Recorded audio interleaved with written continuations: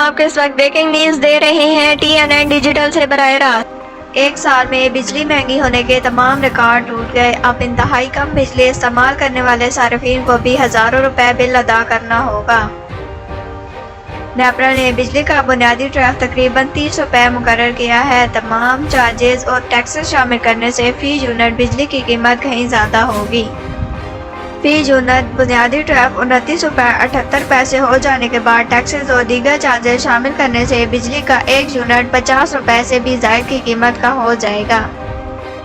100 unit इस्तेमाल करने वाले सार्फिन का बिल 1800 रुपए अलावा टैक्स, 200 यूनिट्स वाले सार्फिन का बिल 4700 रुपए अलावा टैक्स, जबकि 300 यूनिट इस्तेमाल करने वाले सार्फिन का बिल 8000 रुपए अलावा टैक्स होगा।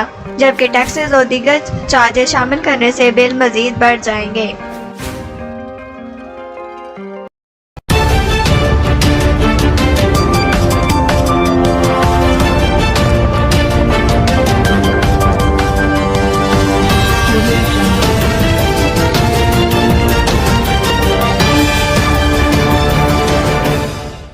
TNN Digital